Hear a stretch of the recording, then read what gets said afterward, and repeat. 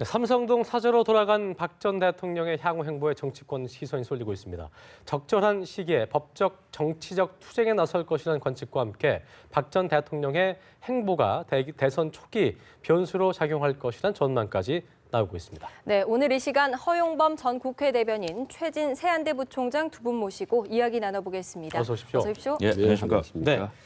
자, 지난 일요일이었습니다. 삼성도 사저로 박 전 대통령이 옮긴 이후에 이제 사활질을 맡고 있는데요. 친박계 인사들을 중심으로 삼성동 라인업이 구성됐다. 이른바 사저 정치를 시작한 것이다. 이런 분석이 나오고 있는데 먼저 허 전 대변인께서 어떤 의미인지 좀 짚어주실까요? 예. 지금 그저께 일요일 날 예. 이제 삼성동 자택으로 돌아가시고 의원 정확히 8명이죠. 8명이 가서 이제 말씀을 간접적으로 전하고 한 것을 두고 이제 이렇게 사저 정치다 그러는데 물론 뭐 사저 정치라고 정치적으로 표현할 수는 있으나 정치 활동을 하는 건 아니지 않습니까? 그냥 집으로 가신 거고 또 그 의원들은 뭐 과거부터 개인적인 인연이 깊은 분들이기 때문에 예. 그 뭐 갈 수 있다고 보고 또 안 가는 것도 인간적으로 야박한 일이고 이제 문제는 앞으로죠. 앞으로 박 전 대통령께서 이제 그 삼성자 자택을 중심으로 예. 의원들을 이제 갈수록 규합을 한다든지 또 지금 무슨 언론에 최경환 의원은 부인했어요. 네. 그런 뭐 역할 분담 같은 게 없다고 그 아주 단호하게 부인했는데 어떤 조직화를 한다든지 또 국가적 현안이라든지 이런 문제에 대해서 특히 정치 문제에 뭐 언급을 한다든지 이러면은 정치 활동이라 볼 수 있지만 지금 그냥 돌아간 상태죠. 돌아가신 상태고 그 이후로는 뭐 특별한 적이 없고 그날 나온 메시지도 뭐 이렇게 나쁜 뜻으로 해석하면야 뭐 불복 선언이다 이렇게 할 수 있지만 또 그렇지 않은 측면도 있고 그렇습니다. 저는 뭐 그렇게 사저 그렇지 정치라 않은 측면이라면 어떤 의미일까요? 그러니까 워낙 이게 이 메시지에 이게 대한 왜냐하면 원성이 많아서, 저는 물론 뭐 저는 대통령을 옹호하는 입장은 아닙니다. 그러나 야권에서 이제 다른 만약에 탄핵 주도 세력에서 불복이라고 규정을 하고 매도하는 거는 저는 이것은 동의할 수 없어요. 왜냐하면 메시지를 쓰지 않았음에도 불구하고 불복이라 자체를, 하면 자기가 정말 나 승복할 수 없다. 본인이 이렇게 단호하게 얘기를 하든지 뭐 청와대에서 나는 못 나가겠다. 나를 끌어내면은 끌어내라. 이런 게 불복이지. 정상적으로 나갔지 않습니까? 그리고 뭐 불복한 게 뭐 있습니까? 그리고 또 하나는 진실은 그 밝혀질 것이다, 이런 전날까지도 말씀이시죠. 이 대리인단을 통해서 무죄라고 주장을 했지 않습니까? 예. 무죄라고 주장했기 때문에 탄핵 결과를 받아들일 수 없는 거죠. 그리고 또 이제 검찰 이제 재판이 진행이 되는데 수사와 재판이 진행되는데 박 전 대통령 입장에서는 본인이 무죄라고 생각하기 때문에 예. 진실은 밝혀질 수 있다. 저는 그렇게 얘기할 수 있다고 봅니다. 그것을 탄핵 결과에 대한 불복이다. 이것은 저는 좀 과한 해석이다. 그러니까 어떻게 그 전날까지 무죄라고 주장한 분이 그거를 그럼 승복한다고 그러니까 국민적 여론에 당사자가 맞지 않다고 해서 매도하는 것은 조금 문제가 있다 이렇게 보시는 거죠? 그렇죠. 너무 그러니까 단정하기는 곤란하다 이거죠. 알겠습니다. 어떤 불복이라 한 적도 없고 한데 자, 최진 부총장님의 의견을 좀 들어볼까요? 예. 저는 이제 이른바 박근혜 전 대통령 사저 정치는 예. 지난 3월 10일 날 11시경에 파면 선고를 헌재로 받은 직후부터 저는 시작됐다고 봅니다. 일종의 저는 이제 사저 정치라는 표현을 좀 바꿔서 저는 부작위의 정치라고 하는데요. 부작위의 정치. 부작위라는 것이 아시다시피 예. 마땅히 해야 할 일을 하지 않는 것 이거거든요. 그러니까 파면 선고 받은 직후부터 마땅히 해야 될 것들이 있었습니다. 사실 바로 대국민 메시지를 했어야 되는 거죠. 그것도 하지 않고 그리고 사실 바로 관저로부터 청와대로부터 나왔어야 되는 것을 하지 않았거든요. 이거는요. 일종의 불복 선언은 아니었지만 사실 불복의 메시지라고 봅니다. 간접적인. 그래서 뭔가 보수형으로부터 뭉치게 하는 그런 간접 정치 행위인가 아닌가 그런 오해를 의혹을 너무나 다분히 받을 수 있고 그걸 오히려 의혹을 오히려 부풀리게 만들었던 일종의 부작위인 거죠. 행동을 하지 않음으로써 하는 것 같은 행동을 보이는 것이 이미 그때부터 시작됐고 그리고 이제 사저 온 이후에 또 이제 첫 발언이 그건 진실은 밝혀질 거라고 얘기하지 않았습니까? 그러니까 예. 지금까지는 이제 거짓이었다는 것이죠. 그래서 공격적이고 적극적으로 사저 정치, 부작위의 정치를 하지는 않았지만 간접적이고 우회적이고 암시적으로 다분히 그런 정치 행위에 의혹을 받을 행동을 해왔고 지금 오늘 현재 네. 이 시간 현재도 하고 있다고 봅니다. 알겠습니다. 예. 지금 그 화면 보시는 게 이제 그 삼성동 사저 인근인데요.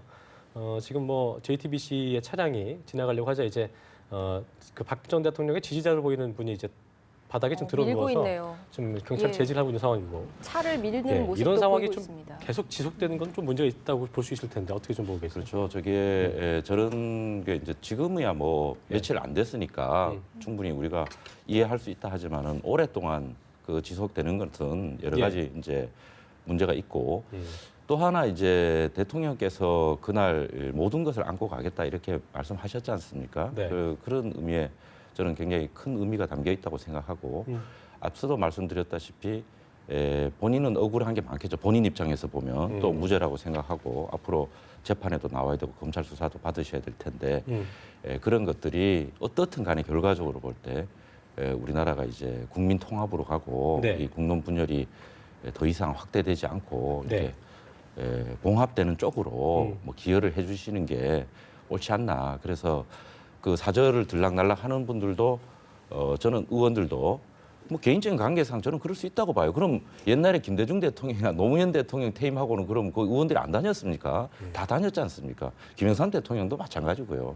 그런 걸 가지고 하는 것은 너무 야박하고 다만 이제 정치적 활동, 정치적 메시지. 그게 나오게 된다면은 그렇죠. 문제가 그러면은 되죠. 정치죠. 그러나 그렇지 않고 그 의원들이 탄핵을 당해서 집으로 오시는 대통령 본인의 옛날에 모셨던 분한테 가보지도 않는 걸 그거를 너무 매도하는 것은 그런데 너무 그 인간적으로 야박하다고 생각합니다. 보좌하는 그 친박계 의원들이 뭐 역할 분담을 했다고 하더라고요. 그뭐 라인업이라는 서청원, 말을 최경환 쓰기도 의원들은 하던데요. 뭐 예. 총괄을 맡았고 이런 거는 어떻게 저도 보십니까? 그 부분이 궁금해서 예. 저도 그 간 의원 중에 한 분한테 제가 직접 물어보기도 예. 팩트 체크를 하고 해보셨습니까? 예, 제가 물어보기도 하고 또 최경환 의원 같은 경우는 네. 본인 페이스북에다가 자세하게 그 내용을 썼어요. 네. 결론은 그런 거 없다. 우리가 무슨 정치 세력화한다. 다시 재결집한다. 이렇게 해서 비난을 하는데 그런 거 아니다라고 본인이 입장을 분명히 밝혔기 때문에 그렇게 그분 입장을 이제 밝힌 걸로 받아들이면 되고 그 앞으로 이제 문제는요. 그 대선이 다가오고 예. 또 의원들 입장, 정치하는 의원들 입장에서는 항상 다음 선거를 생각하게 되거든요. 그래서 뭐 심지어 그 정치권에서는 다음 이제 3년 뒤에 국회의원 선거 때 TK 지역 같은 경우는 박근혜 전 대통령께서 저 소복을 입고 한 바퀴 휙 돌면은 다 이제 뭐 될 거다 뭐 이런 얘기까지 심지어 하는데 네. 박근혜 전 대통령께서 그러한 정치적 행위를 할 경우 또 그분을 그렇게 이끌어내고 그런 정치의 장으로 또 뭐 좀 심하게 말하면 자기의 정치에 이용하는 사람이 나쁜 거지. 저 가만히 계시고 또 본인이 이제 사법 문제가 걸려 있기 때문에 사법 준비하고 이런 것까지 우리가 비난하고 매도할 필요는 없다고 봅니다. 탄핵 찬성식이 좀 과대한 해석이다라는 좀 해석을 해주셨습니다. 어떻게 좀 보고 계세요? 저는 이제 박근혜 전 대통령이죠. 너무 좀 야박하다는 생각이 듭니다. 예, 어떤 대통령이 지금 그렇게까지 한 4개월 가까이 대한민국을 혼란에 몰아놓은 원인 제공자 아니겠습니까? 어떻게 보면 본인 때문에 그랬고 결국은 우여곡절 끝에 탄핵 말하자면 파면이 선고가 됐으면 이후의 여하를 막론하고 내가 부도덕 소치다 안고 가겠다라고 한 말씀만 해도 지금 이 정도로까지 오는 혼란이 있지 않을 겁니다. 그런데 끝까지 침묵을 지켜버렸으면 모르겠으나 한마디 메시지를 던졌지 않습니까? 본인이 언젠가는 진실이 밝혀지겠다고. 이게 사실상 불복 선언이 아니고 뭡니까? 설령 아니더라도 너무나 많은 불필요한 오해를 받을 수 있다. 예. 그래서 저는 닉슨 대통령 워터게이트 사건으로 물러날 때 자진 하야를 할 때 했던 말을 좀 되새겨볼 필요가 있다고 봅니다. 본인이 그때 뭐라고 그랬냐면 닉슨 대통령이 내 본능은 온몸으로 탄핵을 거부한다. 그러나 미국 국민을 위해서 민주주의를 위해서 나는 자진 사퇴하겠다고 이렇게 얘기를 했거든요. 본인이 사실은 그 탄핵을 당한 게 아니었습니다. 예. 그 전에 사실은 국민 여론에 밀려서 사실 자진 사퇴 하야를 한 거거든요. 그랬음에도 불구하고 그런 말씀을 했습니다. 그런데 지금 박근혜 대통령은 완전히 타의에서 강제적으로 파면을 당한 거 아니겠습니까? 그러니까 국민이나 재판부가 어떻게 보면 당신이 이제 대통령 끝이다. 모든 끝이다. 전에도 문제가 많지 앞으로도 문제다라는 정치적인 사망 선고를 한 거거든요. 예. 그랬다면 대통령에게 정말 낮은 자세에 뭔가 메시지를 나와야 되지 않겠습니까? 그게 네. 도리 아닙니까? 다음에 정치할 때는 하더라도 네. 지금 이 순간에는 뭔가를 메시지를 내야 되는 건데 네. 그게 하나도 없고 오히려 네. 이게 거짓으로 본인이 말이죠. 이게 언제는 진실이 밝혀졌다. 이거는 전에도 그렇고 지금도 그렇고 알겠습니다. 너무나 국민들의 민심과는 동떨어져 있다. 왜 그럴까? 정말 답답하고 아쉽다는 생각밖에 안 듭니다. 실제로 이게 보니까 그 잘못을 인정하지 않았다는 이 탄핵 찬성 측의 해석에 대해서 나중에 검찰 수사 그러니까 잘못을 인정해 버리면은 검찰 수사에서 불리해질 수 있기 때문에 이걸 좀 대비한 어떤 그 보관이 아니었나 이런 해석도 나오더라고요. 이 부분은 어떻게 저는 보고 그렇게 계세요? 생각합니다. 지금 박근혜 전 대통령은 이제 탄핵은 당했지만 음. 검찰 수사와 사법 심판이 남아 있지 않습니까? 형사 절차가 남아 있지 않습니까? 예. 그렇기 때문에 우리 민주주의 형사 절차 그러니까 사법 제도의 대원칙은요. 자기에게 불리한 진술을 하지 않을 권리가 대원칙입니다. 자기 스스로 나에게 불리할 얘기를 하지 않는 것도 민주주의의 권리예요. 그것도 헌법 가치고요. 그리고 누구든지 최후의 판결을 받을 때까지는 무죄로 추정되는 게 민주주의의 대원칙입니다. 그거는 박근혜 대통령뿐만 아니라 누구에게나 적용돼야 되는 겁니다. 그런 측면에서 이제 검찰이 이제 이런 시기일 내에 이제 소환을 한다든지 조사를 시작하겠지만은 본인이 먼저 내가 잘못했다. 형사적으로 책임질 얘기를 이게 요구하는 것도 그것도 너무 무리죠. 그분한테. 탄핵에 대해서 불복한다 얘기 안 했지 않습니까? 저는 그분 마음을 모르겠어요. 그러나 불복하지 않고 정상적으로 퇴거했고 삼성동 집에 머무르고 계시고 그리고 과거에 정부 있는 의원들이 찾아가지고 인사하는 거 가지고 이렇게 너무 매몰차게 하는 것은 그건 좀 과한 측면이 있다. 그런 느낌이 들더라고요. 알겠습니다. 자, 그러면 허 전 대변인께서는 아까 박 전 대통령이 실제적으로 메시지를 내놨으면 그때부터가 이제 정말 정치를 시작한 것이다. 사저 정치를 시작한 것이다. 그렇죠. 이런 말씀을 하셨잖아요. 정치적 메시지. 그러니까 예를 들어서 이번 대선이 이제 50 며칠 날 남았는데 꼭 보수 세력이 정권을 재창출하기 바란다든지 또 나를 그런 식으로 얘기하지는 않- 그렇죠. 아니 직접까지는 예컨대 말씀이죠. 그런 뜻을 담은 그다음에 나를 지지해 주신 분들 끝까지 투쟁해 주십시오라든지 예? 또 나를 지지하고 저와 같이 뜻을 했던 동지 여러분 저와 함께 끝까지 갑시다라든지 이런 류의 뜻을 담은 메시지를 내면 그거는 정말 명백한 정치 활동이지만 아니 좀 무슨 다 안고 가겠다 이렇게 얘기하신 분을 이렇게 하는 것은 좀 과하지 않나 말씀이 이렇게 있으신 것 생각합니다. 하실 말씀 있으실 것 같습니다. 예. 저지에서 박근혜 대통령 어떻게 그런 얘기를 할 수가 있겠습니까? 못하죠. 아마 속마음으로는 방금 말씀하셨듯이 그렇게 얘기하고 싶을 겁니다. 보수 세력들의 총궐기하자, 친박에 뭉쳐라 라고 외치고 싶을 겁니다. 그러나 그렇게 못하죠. 그러니까 할 수 없이 간접적인 우회적인 화법으로 이제 그렇게 말씀을 하신 것 같은데 그러니까 조금 전에 말씀 검찰 수사 얘기를 하셨는데 이렇게 박근혜 전 대통령이지 않습니까? 예. 근데도 불구하고 과거에도 보고 지금도 보면 상당히 정치 공학적으로 대응을 하시는 것 같아요. 상당히 여러 가지 이런 거 제고 민심만 보고 우직하게 뚜벅뚜벅 가면은 별 문제가 없고 모든 게 무장 해체될 법도 한데 계속 자꾸 정치적으로 이렇게 대응을 하게 되면 검찰도 할 수 없이 제대로 된 전공법으로 나오지 않을까. 그러면 소환 조사할 거고 사제 압수수색할 거고 또 계좌 추적할 거고 말이에요. 통신 조회할 거고 할 수 없습니다. 왜냐 대통령이 전면적으로 부인하니까 억울하다고 하니까 사실 입증하다 보면 계속적으로 강공으로 갈 수밖에 없다. 알겠습니다. 그러면 결국 강대강으로 이 전국이 계속 꼬이고 복잡해질 수밖에 없죠. 알겠습니다. 네. 그렇다면 이 대선에 미칠 영향을 좀 지켜봐야 될 텐데 방금 전 화면을 보면 이제 지지자들이 계속 이렇게 앞에서 진을 치고 있는 상황을 보셨는데 이런 것들이 과연 보수층 결집이라든가 예를 들자면 정치적 해석을 떠올렸을 때 그런 거에 도움이 될까 아니면 되지 않을까 이런 부분도 좀 떠올려봐야 될 것 같은데요. 어떻게 좀 모르겠어요. 이제 그러니까 보수층이라 그래서 하나의 단일로 보수라고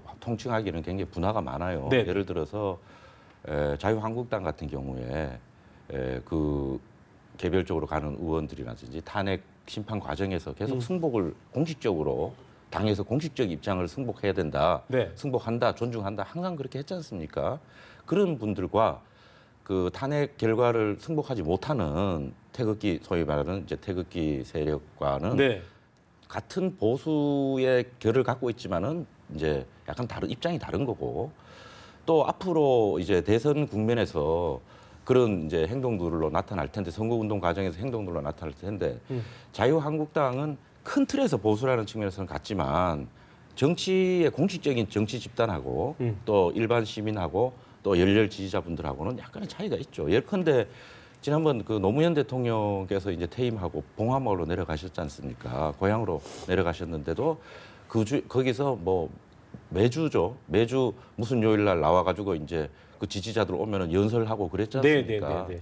그런 것들이 다 이게 정치에 직간접으로 영향을 미쳤거든요. 노사모 분들도 그랬고 예. 이제 저는 이 태극기 한 분들도 나름대로 그런 애국심을 갖고 이제 하시는데 이런 것들도 앞으로 약간 이제 선거에는 약간 이렇게 구별해서 봐야지 너무 이렇게 하나로 한쪽으로 봐야 뭉뚱그려가지고 안 된다. 보수 세력이다 이렇게 하는 거는 조금 어폐가 있다고 생각합니다. 근데 보니까 어제 친박 쪽에서 뭐 삼청동 사저에 예. 무슨 뭐 미니 청와대 비슷한 것들 만든다는 거 아니겠습니까? 본인들은 나중에 이제 부인을 했지만 뭐 8명의 친박 핵심 의원들이 무슨 뭐 법률을 맡아라. 뭐 너는 정무 담당이고 너는 홍보 담당이고 이렇게 역할을 분담해서 이제 한다는 언론 보도가 쫙 나오니까 이제 부인들을 했는데 이런 거는 정말 국민들을 화나게 하는 거죠. 지금 보면은 아마 그렇게 생각을 한 것 같아요. 지금 여론조사를 해보니까 다른 데는 전부 대통령이 아주 비판적인데 예. 대구에는 한 50% 가까이가 탄핵에 반대하는 여론이 좀 있다. 거기다가 요번에 태극기 집회 세력들이 꽤 나왔네 하니까 TK 플러스 태극기 하면은 우리가 당장 내년 6월 지방선거 있지 않습니까? 예. 뭐 좀 제기할 수도 있겠네. 이런 정치적인 생각을 한 것 같아요.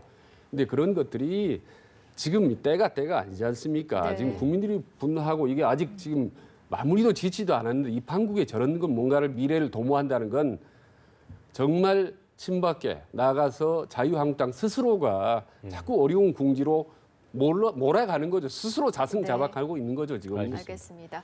자, 이제 다가오는 대선일이 관심입니다. 네. 정부가 우선 5월 9일을 선거일로 잠정 결정한 것으로 보도는 나왔는데요. 아직 정해지진 않았습니다. 그런데 오늘 국무회의에서요. 대선일 지정 안건을 상정하지는 않기로 했다고 합니다. 이유가 뭐라고 보십니까? 글쎄요, 아마 이제 황교안 대행이 퀴를 쥐고 있지 않습니까? 그래서 본인이 이제 마음만 먹으면은 날짜가 금방 정해질 수 있는데 아마 저는 좀 깊은 나름대로 좀 생각이 있을 것 같아요. 말하자면요. 다 흔히 일반적으로 5월 9일로 알고 있지 않습니까? 예. 그러나 앞당길 수도 있지 않을까라는 생각을 해봅니다. 왜냐하면 지금 막 혼란과 보수 진보 대결들이 막 첨예하게 하고 이게 점점 심화될 경우에 어떤 국론 분열을 조기에 좀 수습한다는 차원에서 조기 실시할 수도 있는 거죠. 이럴 경우에 이제 상당히 논란이 생길 수가 있습니다. 이게 그렇다면 진보에 유리하냐 보수에 유리하냐 이런 논란이 생길 수 있죠. 그래서 무슨 말이냐면 조기 대선이 반드시 진보 진영 문재인 전 대표 유리하지만은 않다. 아주 조기가 아니라 급속히 선거를 실시할 경우에 의외의 상황이 생길 수도 있다라는 복잡한 계산법이 있습니다. 그래서 이런 저간의 이런 상황들을 황교안 총리 대행이 좀 면밀하게 좀 검토하지 않을까라는 그래요. 생각을 알겠습니다. 합니다. 네. 15일이나 17일 사이 임시 국무회의에서 뭐 개최를 할 것이고 여기에서 처리가 될 것으로 전망이 되고 있는데요. 허용범 전 대변인은 5월 9일 전에 아니면 5월 9일에 뭐 대선을 어떻게 좀 전망하세요? 지금 5월 9일이 될지 뭐 그것은 모르겠는데 일단 맥시멈이 5월 9일인 걸로 알고 있습니다. 예. 예, 뭐 5월 9일 하든 뭐 8일 하든 그게 무슨 큰 차이가 있겠습니까? 하루 이틀 차이가. 그리고 황교안 권한대행도 법에 따라서 20일까지 결정을 하면 되는 거거든요. 지난번에 특검 때도 그러고 뭐가 그렇게 조바심이 나는지 하루를 못 참아서 빨리 하라고 오늘도 제가 이 TV 출연한다고 뉴스를 쭉 보니까 네. 황교안 권한대행에 대해서 뭐 빨리 결정하라고 그냥 뭐 난리도 아니더라고요. 아니 하루 이틀을 그 못 참아서 그러는지 저는 참 이해가 안 돼요. 그렇게 조바심을 내고 또 하나는 황교안 권한대행도 여러 가지 생각이 있을 겁니다. 왜냐하면 뭐 총리실에서 공식적으로 발표를 안 했기 때문에 알 수는 없습니다만은 본인도 지금 출마 문제가 걸려 있지 않습니까? 예. 본인이 만약에 출마를 안 하시면은 안 한다 그러면은 모든 게 다 정리되는데 그 말씀을 안 하시는 것은 고민을 하고 있다는 반증이고요. 그러니까 출마를 할 수도 있다는 반증이군요. 그러니까 그렇죠. 하지 않는- 출마 안 한다고 얘기 안 하지 않습니까? 그렇게 정치권에서 물어도. 그러니까 때문에 저는 그냥 추측에 본인이 출마를 할 경우에 대선일 지정까지 하고 본인이 나오는 것은 정치적으로 여러 문제가 가지 있다? 뭐 문제라기보다도 부담이 있죠. 정치적으로 볼 때. 그래서 그 전에 예를 들어서 이제 5월 20일까지 죄송합니다. 3월 20일까지 결정을 해야 된다면 네.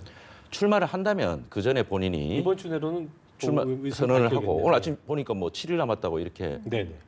이렇게 남았는데 네. 사실이죠. 그러니까 그 중에 이제 결정을 하고 또 그러면 저기 이제 단도직입적으로 할 거라고 보세요, 안 할 거라고 보세요? 고민 중이라고 봅니다. 저 알 수가 없어요. 제가 독심술가가 아니라서 모르는데 제가 듣기로는 자유한국당에서도 황교안 권한대행의 출마 가능성을 열어놓고 있기 때문에 저 가능하면은 2차 경선이 3월 19일부터 시작됩니다. 이제 그 자유한국당이 발표한 저 일정에 따르면은 18일 날 이제 1차 컷오프를 하고 예. 19일부터 다음 주 일요일이죠. 2차 경선 시작하는데 그 전까지는 결정을 해야 된다. 이렇게 입장을 정치 정한 걸로. 전문가시기 때문에 여쭤본 거고요. 독심술가는 아니고 이제 일단 그 쭉 상황을 봤을 때 아마도 그렇다면 황교안 대행이 출마하는 것이 보수 측에 더 유리한 것인가, 아니면 뭐 다른 대안 후보가 있는 게 유리한 것인가, 이 부분은 어떻게 보세요? 저도 정치 현장에서 많이 뛰어보고 예. 있습니다만은 정치는요 자기의 이 온몸을 던져야 돼요. 영혼과 온몸을 던지는 인생은 그건 결단이지 누가 옆에서 뭐 조언하거나 부추길 수 없습니다. 황교안 권한대행께서도 평생을 검사부터 시작해가지고 정부직에서 계셨지 않습니까? 지금은 예. 대통령 권한대행이란 막중한 자리에 계시고 예. 그렇기 때문에 본인이 내가 이 나라를 본인 나름대로 생각에 뭐 온몸을 던져서 이 국의 결단, 내가 나라를 구하겠다 이런 결단을 내리시는 것은 본인의 몫입니다. 이게 무슨 뭐 본인이 나가서 보수 진영을 도와가지고 내가 불쏘시개가 되겠다, 뭐 혹은 내가 나가는 게 앞으로 뭐 입지에서 자유롭겠다 이런 정치적 계산을 하는 게 아니라 인생을 건 결단을 하는 문제이기 때문에 그 결단을 자주하는 것은 정치공학적 개선이라기보다는 예, 어떤 그 그렇습니다. 인생 그런 어떤 그러니까 특히 대통령 권력에 대한 도전이라는 것은 예. 한 나라의 운명을 두 어깨에 짊어지겠다는 그거. 또 황교안 총리께서는 독실한 기독교 신자지 않습니까? 아마 그런 신앙심에 또 많이 의지하지 않을까 저는 그렇게 추측합니다. 알겠습니다. 근데 조금 전에 이제 황교안 대행 본인의 문제가 걸려 있다고 하지 않습니까? 그게 이제 사실 문제입니다. 그래서 이번 대선 일자를 정할 때나 네. 앞으로 룰을 정할 때 관리 차원에서 본인이 직접 거기에 당사자이기 때문에 이 부분에 대해서 상당히 정치적 계산이 들어가지 않을까 이런 의혹을 충분히 살 수가 있는 거죠.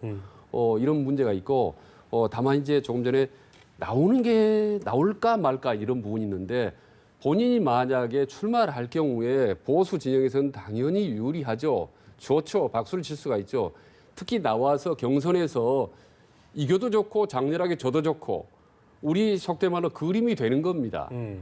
그러나 본인으로서는 나오면은 상당히 치명타를 입을 수가 있죠. 많은 부담을 안고 가야 됩니다. 거기다가 경선에 홍준표 경남지사가 나올 경우에요. 아주 저 인파이터, 어떻게 보면 싸움닭이라고 할 정도로 강한 이 스타일의 홍준표가 한번 맞짱을 태야 되는 겁니다. 이게 너무 부담을 되는 거죠. 이겨도 저도 부담이 되는 거죠. 그래서 제가 가능성은 낮다. 특히 지난번에 여기 나와서 30% 이하다. 출마 가능성이 이 정도로 매우 낮게 좀 보고 있는 거죠. 지금 말씀하셨기 때문에 드린 말씀입니다만, 만약에 홍준표 지사와 둘이 경선에서 맞붙게 된다면 어떻게 좀 예상해봐야 돼요? 그걸 제가 어떻게 알겠습니까? 그러나 그래도 예. 저는 두 분 다 조금 아는 편인데 그러니까요. 홍준표 지사 같은 경우는 그동안 쭉 이제 대선 출마를 시사하는 발언의 와중에서 하는 걸 보면 황교안 총리에 대해서 굉장히 높게 평가해요. 그리고 같이 또 검사 출신이지 않습니까? 같은 네, 검사 네, 네. 출신이라서 굉장히 법 의식이 강하고 또 홍준표 지사는 굉장히 이제 직설적인 어법이지만 또 이제 보수 진영에서 볼 때는 굉장히 옳은 말을 단호하게 하는 스타일입니다. 그런데 이제 황 총리는 어떤 스타일이냐면은 우선 그 전형적인 이제 공직자 스타일이시죠. 이렇게 남을 직설적으로 공격한다든지 본인의 마음을 정치적으로 이렇게 호소력 있게 드러낸다든지 이런 걸 뭐 하실지 안 할지 모르겠는데 지금까지 보면 그런 걸 잘 안 하시는 스타일이고 또 하나는 이제 아까도 말씀드렸지만 황 총리의 근저에는 늘 이렇게 보면 신앙심이라는 게 이렇게 늘 이렇게 같이 보이기 때문에 그런데 해서 보면은 두 분이서 만약에 맞붙으면 뭐 또 다른 분이 있다고 저는 생각하는데 세 분이 이 빅매치를 벌이면 아까 우리 교수님 얘기하신 대로 참 그 소위 말하는 정치적 용어로 하면 흥행 그 또 언론 용어로 하면은 그림이 될 거라고 이렇게 생각합니다. 김태우 의원 말씀하시는 거죠? 또 한 명은 예, 다른 사람이 있습니다. 알겠습니다. 자, 민주당은 오늘 잠시 후에 이제 지상파 TV 토론을 갖습니다. 네네. 아무래도 대통령 탄핵 뒤에 열리는 거라서 더 이목이 집중이 되는데요. 어떤 점을 좀 눈여겨봐야 될까요? 지금 요 탄핵 이후에 그 안희정 지사의 어떤 선의 발언 있지 않습니까? 이 부분이 다시 이제 제대로 재쟁점화가 될 가능성이 높습니다. 네. 왜냐하면요, 적폐청산이 먼저냐, 통합이 먼저냐, 예. 이 부분이 다시 최대 이제 화두로 떠올랐거든요. 근데 지금 일반적으로 보면 일단 적폐청산파가 유리하다, 문재인 쪽 유리하다. 지금 박근혜 전 대통령이 이렇게 사실상 불복의 모습을 보여주고 있기 때문에 저건 단호하게 역사를 정리할 필요가 있다. 적폐청산이 먼저라 하지만은 사실 통합도 많이 필요합니다. 그래서 그 부분을 어떻게 후보들이 설명할 것인지 말하자면 문재인 전 대표는 적폐청산을 하는 게 매우 중요하다.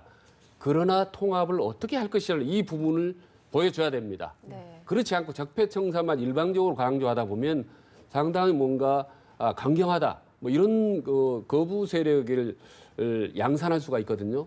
그 반대로 안희정 지사 같은 경우는 지금 이론판에 말이죠. 통합을 얘기할 경우에 정말 훨씬 반격, 부담 이게 훨씬 더 커버릴 수가 있습니다. 그러니까 통합도 중요하지만 이런 상황을 어떻게 개혁해 갈 것인지 이 부분에 대해서 분명하고 선명하게 설명을 하지 않으면요. 예. 안희정 지사 같은 경우는 상당히 더 앞으로 어려운 처지에 놓여 걸릴 수가 있습니다. 네. 이 부분을 가지고 치열하게만 공방을 할 것 같습니다. 네. 관전 포인트 어떻게 보세요, 대변인? 이번에 아마 저 TV 토론 오늘이죠. 하면은 저는 제일 큰 쟁점이 연대 문제가 될 것 같아요. 연대 문제. 예. 지금 안희정 지사가 대연정을 얘기를 예. 하고 그다음에 문재인 전 대표는 소위 말해서 이제 친박 세력이라든지 뭐 자유한국당 전체를 말하는 것 같기도 한데 그런 분들하고는 같이 못하겠다 이런 거 아닙니까? 그런데 안희정 지사가 왜 어제 여론조사에서 절대 수치는 문재인 전 대표보다 낮지만 네. 양자 대결을 했을 때 왜 안희정 지사가 더 높냐 하면은요. 그 확장성 때문에 그렇습니다. 우리가 체감적으로 느끼기에도 대통령이 지금 독자적으로 누가 되든 간에 단독 국회를 운영할 수가 없기 때문에 옛날에 자유한국당 새누리당 시절에 과반을 갖고도 대통령과 과반을 갖고도 아무것도 못해서 네. 식물국회가 됐지 않습니까? 지금은 그보다 훨씬 낫습니다. 민주당 의석이 120몇 석밖에 안 돼요. 네. 그래서 연정을 할 수밖에 없는 겁니다. 구조적으로. 그다음에 연정을 한다면 그러면 명색이 국민 통합을 내세우면서 어떻게 특정 정치 세력은 안 된다. 심지어 자유한국당 같은 경우는 94석을 가진 원내 2당인데 그걸 원천적으로 배제하는 거에 대해서 그걸 또 좋지 않게 보는 사람들도 많은 거예요. 그래서 안희정 지사가 애초부터 대개혁, 대통합, 대연정을 내세운 거는 좀 아주 좋은 선거 캠페인 방식이고 지금 국민들이 바라는 것도 국가가 새롭게 대했으면 좋겠다 하는 것도 한 측면이 있어요. 예. 그거를 적폐청산 뭐 이렇게 대청소 이렇게 표현하는데 좀 살벌하죠. 그러나 안희정 지사는 그런 표현 대신에 대통합, 예. 대연정을 하기 때문에 이쪽이 훨씬 스펙트럼이 넓죠. 네. 넓게 가는 게 좋습니다. 나중에 결과적으로는 좁혀지더라도 처음부터 넓혀놔야지 처음부터 자기의 바운다리를 좁게 가면요. 운신의 폭이 알겠습니다. 좁아요. 예. 예. 자, 한국당과 바른정당, 국민의당 이 3당은 대선 전 개헌을 주장하고 있습니다. 그렇습니다. 민주당은 아닌데요. 자, 대선 전 개헌 어떻게 보십니까? 그러니까 그게 이제 또 다른 대선의 최대 아마 예. 쟁점이 될 거라고 봅니다. 이슈가 될 거라고 보는데 왜냐하면 묘하게도 문재인 전 대표가 개헌을 지금 부정적인 입장 아니겠습니까? 그렇습니다. 예. 그리고 나머지 후보들은 대부분이 이제 적극적인 혹은 소극적이든 우호적이기 때문에 자연히 개헌을 주장하다 보면 비문 진영이 하나로 통합할 수 있다라는 이제 이런 연대가 형성이 되는 거죠. 공감대가 형성이 되는 거죠. 말하자면 문재인을 제외한 나머지 주요 정당과 대선 주자들이 하나로 똘똘 뭉칠 수 있느냐. 개헌이라는 깃발 아래 이건데 물론 뭉치면은 사실 하나 양대강 진영이 한번 됩니다. 이를테면 한판 해볼 만한 승부, 말하자면 운동장이 마련이 되는 거죠. 그런데 모르겠습니다. 이게 지금 이 짧은 기간 동안에 그 나름대로 각양각색인데다가 워낙 생각과 철학이 다른 이 정치인들이 하나로 뭉칠 수 있는 건지 이게 이제 최대한의 과제죠. 근데 요 불과 요 며칠 사이에 이제 탄핵 끝났기 때문에요. 한 10일 남짓 하는 이 과정에 특히 김종인 그렇죠. 전 대표 예. 행보를 보면 성공적으로 그림을 만들어 가느냐 아니면 이게 초반부터 흐트러지느냐를 보면은 그게 성공 여부를 알 수 있을 네. 것 같습니다. 네. 3지대 개헌연대 끝으로 한 말씀 짧게 해주시죠. 예. 그 개헌 문제는 그 이번 주 안에 예. 제가 보기에는 그 거의 분수령이라고 봐요. 네. 제가 알기로는 그 아까 말한 자유한국당과 바른정당, 국민의당이 예.